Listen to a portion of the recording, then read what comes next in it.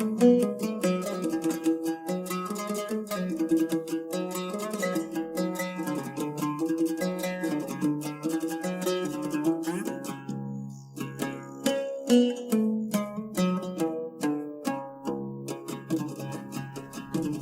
à tous. Je vous propose de nous pencher aujourd'hui sur le rapport entre le maître et l'esclave, et d'essayer de comprendre comment ce rapport évolue lorsque les deux protagonistes se tiennent sous le regard de Dieu. Pour ce faire, nous allons utiliser la notion polysémique de wilaya que nous avons examinée lors de notre dernière séance.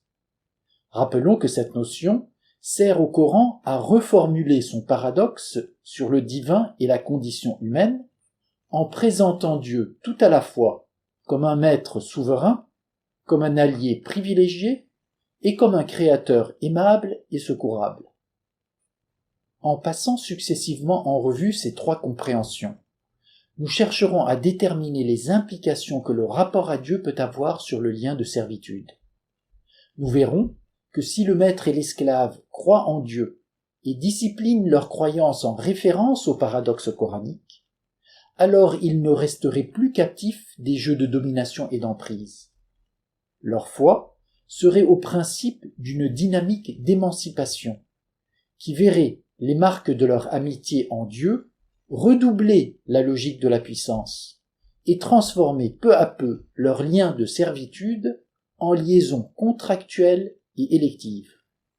Au niveau communautaire, cette virtualité marque la possibilité de voir la structure du social évoluer vers une unité plurielle dans laquelle l'oppression et l'iniquité tendraient à disparaître. Pour plus de détails sur cette thématique, je vous invite à vous reporter au chapitre 4 du volume 3 de mon essai « Le livre descendu ». Lorsque Dieu est conçu comme un maître souverain et tout-puissant, alors l'autorité et le pouvoir ici-bas doivent lui être rapportés. Dis, ô Allah, possesseur de la souveraineté, tu donnes l'autorité à qui tu veux, et tu arraches l'autorité à qui tu veux. Dans ce cas, le maître pourrait invoquer l'origine divine de son pouvoir et vouloir en disposer à sa guise. En s'autorisant de l'autorité qui lui est conférée, il pourrait vouloir profiter de ses serviteurs, tirer avantage de leur travail et jouir des plaisirs qu'il peut en obtenir. Ainsi Salomon exploitait ses djinns à sa discrétion et leur faisait faire ce qu'il veut, des sanctuaires, des statues, des plateaux. À l'inverse, les serviteurs soumis à une autorité impérieuse se sentiraient obligés de consentir au maître que Dieu leur envoie.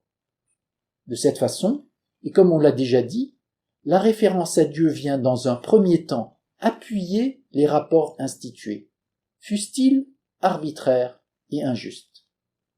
Mais aussitôt, la même référence à Dieu vient contester les liens corrompus.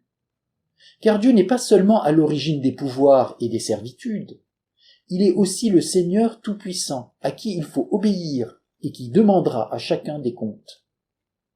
Allah n'a point d'associé en royauté, il est le seul détenteur du trône devant lequel il faut s'incliner. Pas moins de 35 fois, le Coran répétera que les croyants ne doivent adorer que Dieu et ne se prosterner que devant lui. Autrement dit, si le fidèle est tenu d'obéir à ceux qui, dans son environnement familial et social, exercent l'autorité, en tant qu'ils sont les dépositaires d'un pouvoir dont l'origine première est divine, il ne doit pourtant se soumettre qu'au seul Seigneur qui peut réellement le secourir ou lui nuire, et contre lequel il n'a ni protecteur ni recours. Allah ne suffit-il pas à son adorateur, à son esclave? Et ils te font peur avec ce qui est en dehors de lui. En faisant valoir l'exclusivité de l'obéissance due à Dieu, le Coran engage les croyants à ne pas s'incliner devant l'arbitraire des puissances abusives et à s'affranchir des liens corrupteurs qui les asservissent. Du coup, le Coran ne blâmera pas Salomon pour la domination qu'il exerce, mais bien ses serviteurs. Salomon n'a jamais été mécréant, mais bien les diables qui le servaient. Les sujets de Salomon sont condamnés parce qu'il s'humilie dans la servilité, par crainte ou par intérêt, et qu'il manque ainsi à leur devoir de piété envers Dieu. Ceci dit, le maître éclairé par la foi ne peut pas se contenter de régner sans distinction. Devant Dieu, il ne pourra pas se comporter en tyran et en exploiteur sans se sentir infidèle à celui qui lui donne royauté et pouvoir.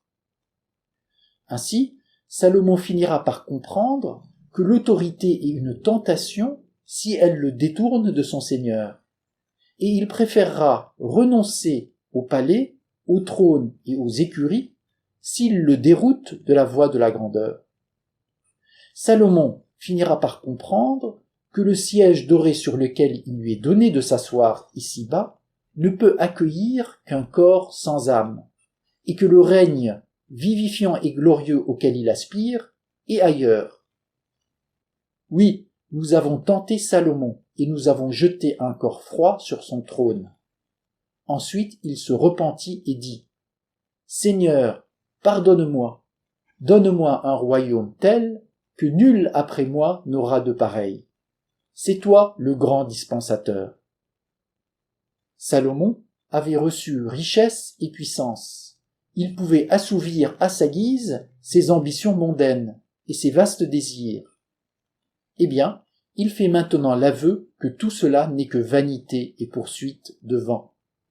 Il déclare que le royaume auquel il aspire n'est pas de ce monde, implore Dieu de lui pardonner et incline à repousser loin de sa personne les charges et les avantages de sa fonction. Ainsi, la croyance à la souveraineté de Dieu a un double impact. D'un côté, elle tend à justifier les servitudes établies et à les conforter. De l'autre, elle les conteste dès lors qu'elles semblent contraires au règne de Dieu. Cette double incitation ne porterait pas le maître et l'esclave à stagner dans le compromis, ni à se perdre dans des confrontations funestes. Elle les conduirait à rechercher, dans la tension de l'acceptation et du refus, une voie de redressement commun.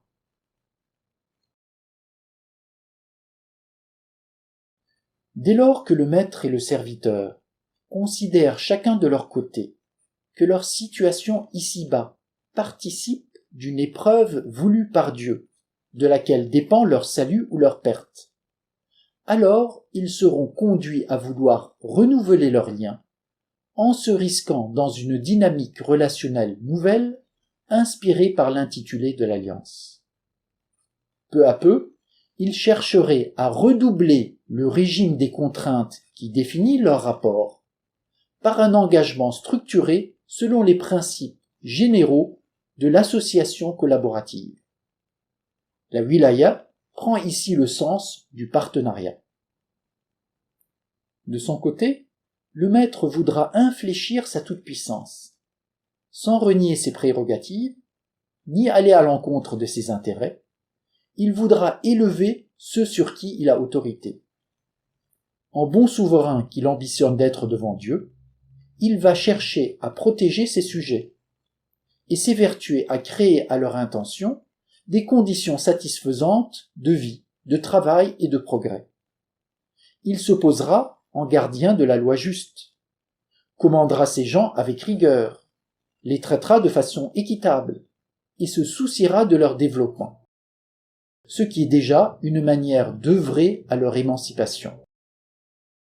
Dans ce cas, son ascendant ne serait plus fondé sur la force, mais avant tout sur son autorité morale, sur la supériorité reconnue de sa guidance et sur le respect qu'il inspire. Pour sa part, le serviteur fidèle voudra répondre aux bonnes dispositions de son maître, voire anticiper sur elles. Il voudra se montrer digne des bienfaits qu'il espère et prouver qu'il est apte à collaborer à son niveau avec une personne de rang plus éminent que le sien. Il fera donc preuve de patience et de courage, en pensant que ses efforts participent d'une réhabilitation commune et seront équitablement rétribués.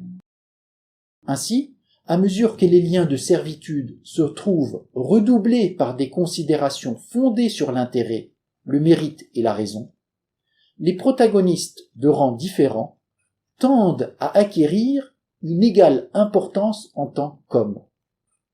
La collaboration qui les unit et le sentiment qu'ils ont d'encourir une épreuve commune font que chacun d'eux tend à accorder à l'autre une valeur équivalente à la sienne devant Dieu.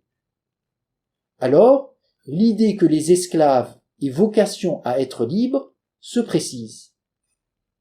Et qui te dira ce qu'est la voie ascendante? C'est délier un joug, c'est-à-dire libérer un esclave, ou nourrir en un jour de famine un orphelin efflanqué, ou un pauvre dans le dénuement. L'affranchissement des personnes asservies est une tâche à laquelle tout véritable croyant doit contribuer. C'est ce que confirment les listes de devoirs que le Coran énumère à l'intention des fidèles.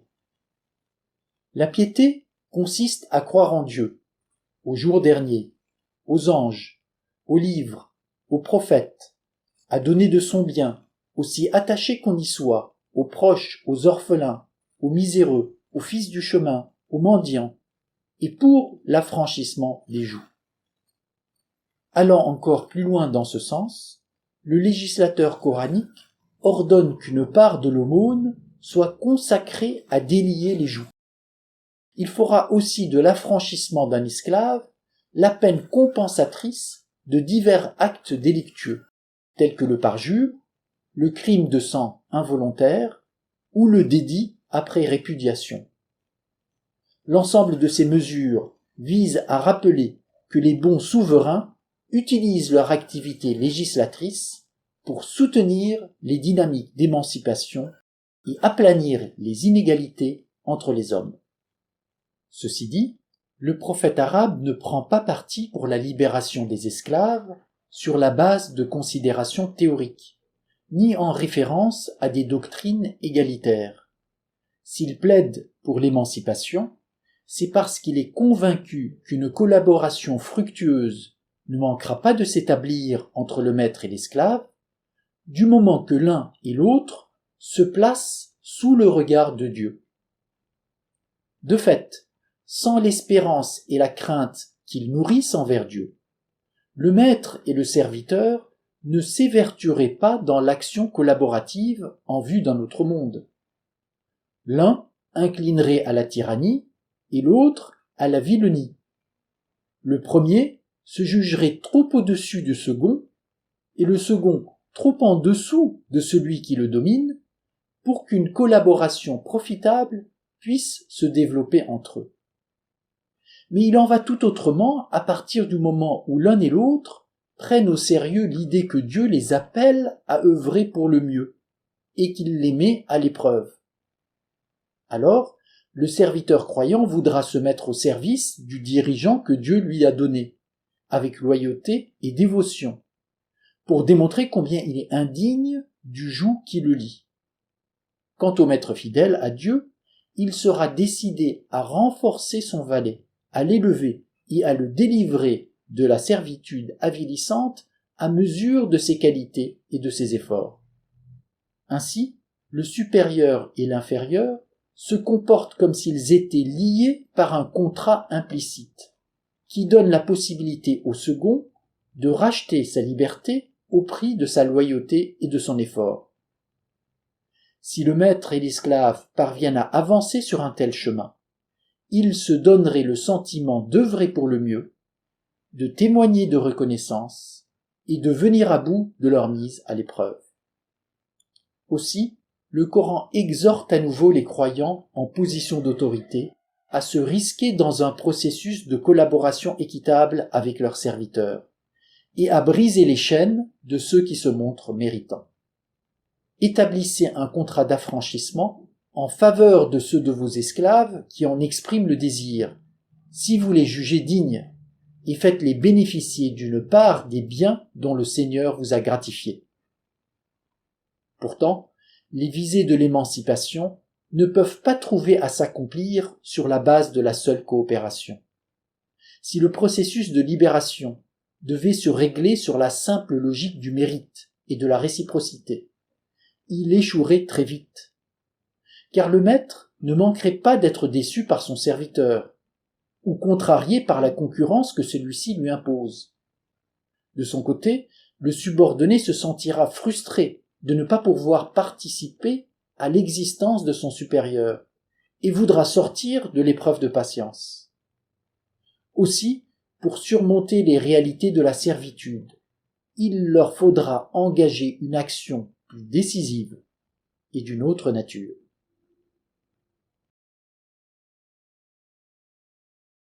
Pour que la coopération entre le maître et l'esclave ne verse pas dans la rivalité acrimonieuse et ne reflue pas dans le conflit, pour qu'elle s'inscrive au contraire dans un développement neuf et libérateur, il faut que l'un et l'autre soient liés par autre chose que des rapports de puissance, d'intérêt ou de complaisance mutuelle.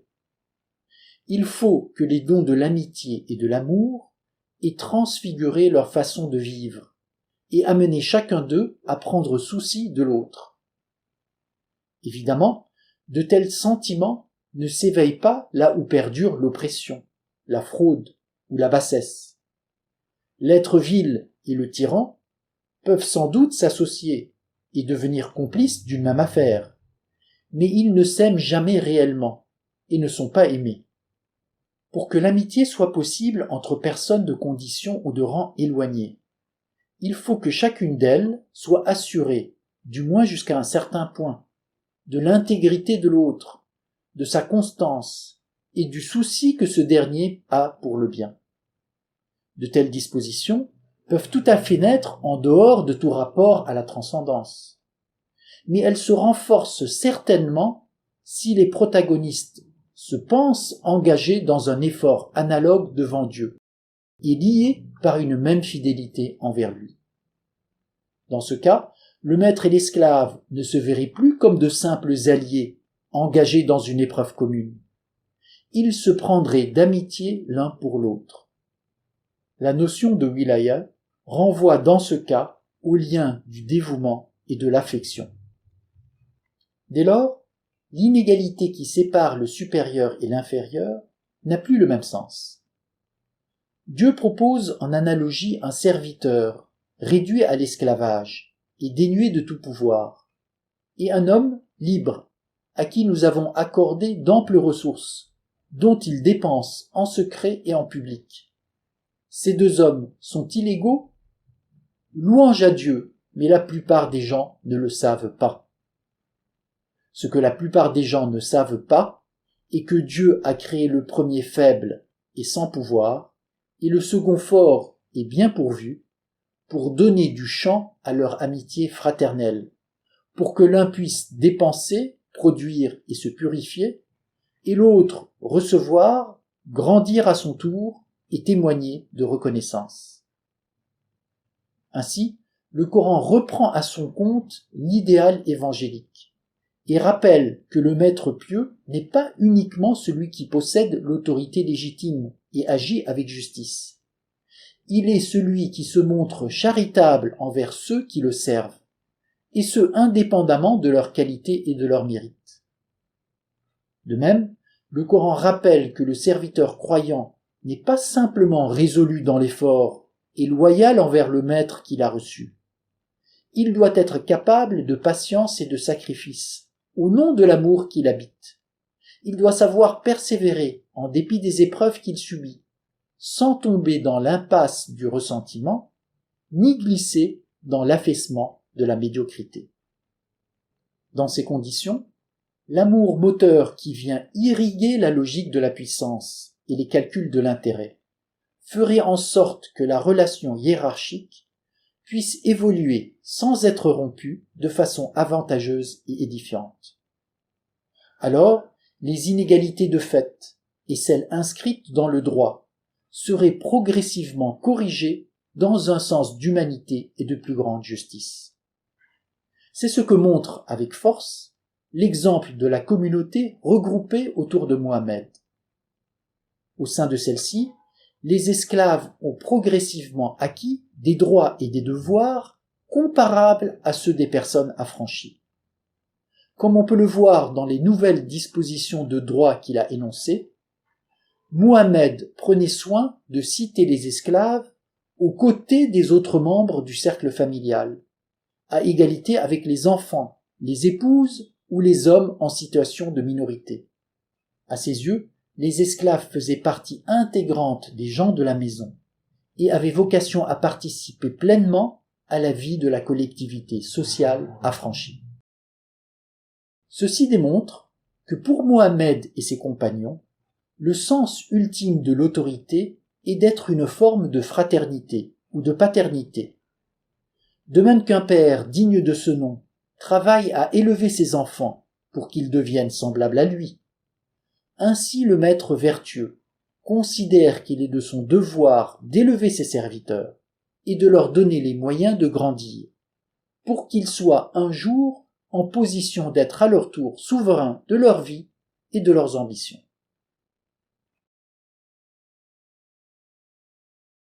Les trois modalités relationnelles que nous avons examinées successivement ne forment pas des moments consécutifs ou des stades de plus en plus avancés que le maître et l'esclave franchiraient à mesure qu'ils se conforment aux exigences de la foi. Elles définissent plutôt trois dimensions complémentaires et rivales que le maître et l'esclave doivent prendre en considération et articuler ensemble à la lumière du rapport personnel que chacun d'eux a vocation à soutenir avec Dieu. Autrement dit, le maître et l'esclave sont appelés à s'évertuer sous le regard de Dieu en vue d'un relèvement commun, en prenant pour référence les représentations et les recommandations contrastées que récapitule la notion de la wilaya. Ceux qui disciplineraient leur vie en ce sens verraient les rapports de domination qui les lient évoluer en relations contractuelles et être transfigurés par l'affection fraternelle.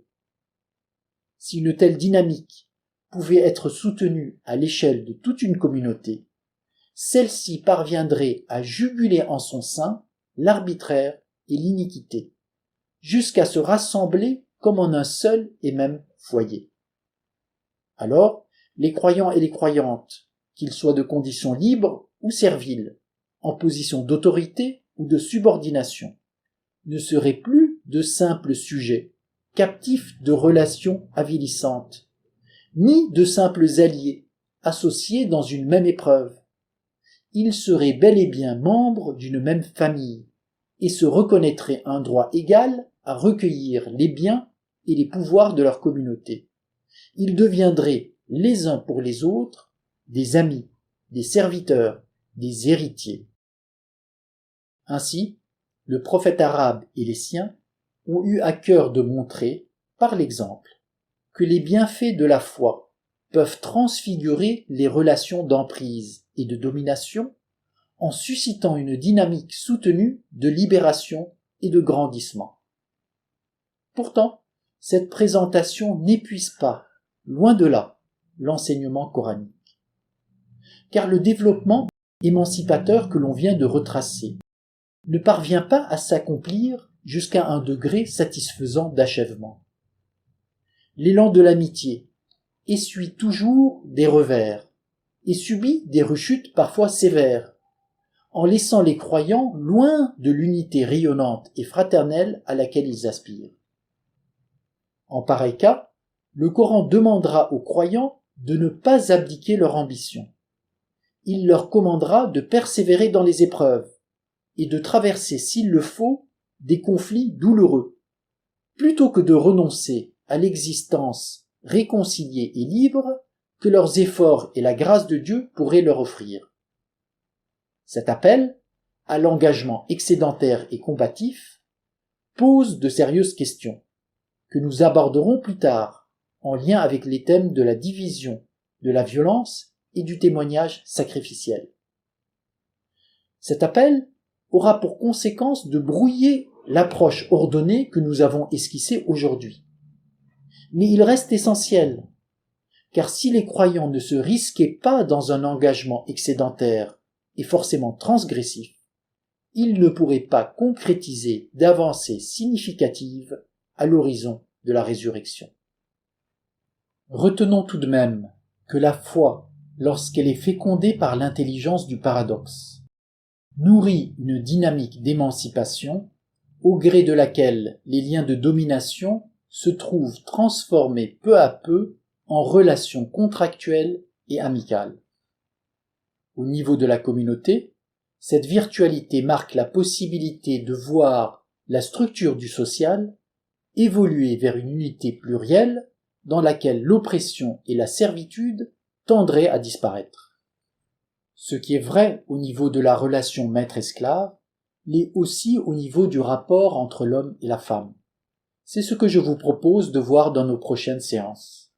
Je vous donne aussi rendez-vous pour la suite de notre discussion et je vous remercie pour votre écoute.